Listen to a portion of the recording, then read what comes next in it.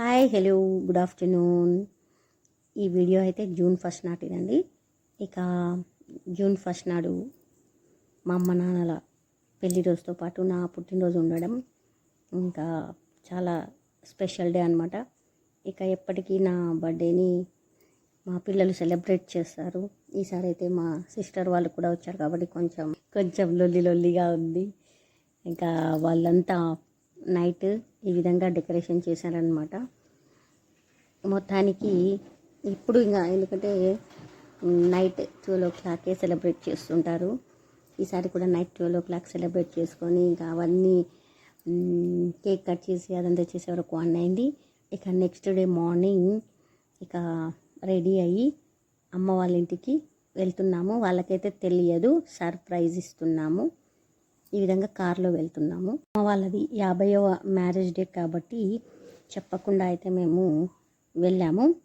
ఇక అక్కడికి వెళ్ళాక టిఫిన్స్ అవన్నీ చేసుకొని డెకరేషన్కి అవసరమైన ఫ్లవర్స్ అన్నీ తీసుకొని వెళ్ళాము. ఈ విధంగా చూడండి ప్లాన్ చేస్తున్నాము. ఈ విధంగా 7 అడుగులు అన్నట్టుగా 7 బాక్సెస్ లాగా వేసుకొని ఇంకా పూలతో డెకరేషన్ చేశాము.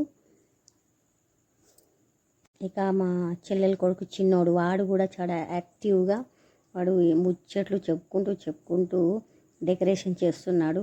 ఇక అమ్మమ్మ నువ్వు బయటికి రావద్దు, మేము డెకరేషన్ చేస్తున్నాము, మొత్తం అయినాక పిలుస్తాము, నువ్వు దాని మీద నడవాలని మధ్యలో అమ్మమ్మకు అప్డేట్స్ ఇచ్చొస్తున్నాడు అనమాట. ఇక మొత్తానికైతే డెకరేషన్ కంప్లీట్ అయింది. మేము అనుకున్న దానికంటే కొంచెం మంచిగానే అయ్యింది డెకరేషన్. ఇక ఫస్ట్ స్టెప్ అంటే 1975లో అమ్మ వాళ్ళ మ్యారేజ్ అయిందనమాట. ఇక ఇప్పుడు ఒక బాక్స్ లోపల 1975 అని, ఇక ముందల ఇప్పుడు 2025 ఈ విధంగా అయితే మేము డెకరేషన్ చేసాము. ఏదో మాకు తోచినట్టుగా చేసాము. ఇక ఈ ఫంక్షన్ని మేమే సింపుల్గా చేసుకున్నాము. ఎందుకంటే మనం ఏ ఫంక్షన్కి వెళ్ళినా ఈ మధ్య మనము కొంచెం అప్సెట్ అయ్యి రావాల్సి వస్తుంది. ఇక మనము ఎంత చేసినా కూడా ఎవరో ఒకరు ఏదో ఒక మాట అంటుంటారు కాబట్టి ఏదో మాకు తోచినట్టుగా ఈ విధంగా చిన్నగా ఇంట్లోనే, అంటే మనం ఫంక్షన్ చిన్నగా చేసుకున్నామా, పెద్దగా చేసుకున్నామా, ఇంట్లో చేసుకున్నామా, ఫంక్షన్ హాల్లో చేసుకున్నామా, ఇవన్నీ పక్కకు పెట్టేసి మనం ఆ క్షణంలో ఆనందంగా ఉన్నామా అంతవరకే, నేనైతే అంతవరకే ఆలోచిస్తాను.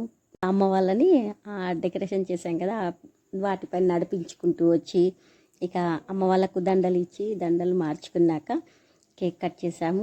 ఇక నా బర్త్డే కూడా ఉంది కదా, ఇక ముగ్గురం కలిసి కూడా కేక్ కట్ చేసుకొని ఈ విధంగా అయితే సెలబ్రేట్ చేసుకున్నాము. ఇక పిల్లలు చూడండి ఫంక్షన్ అంతా అయ్యాక పూలతో ఎలా ఆడుతున్నారో. చిన్నోడైతే చాలా ఎంజాయ్ చేశాడు. పిల్లలు వాళ్ళంతా ఇంకా నా పైన పూలు చల్లుతున్నారు, ఇక వాళ్ళు చల్లుకుంటున్నారు.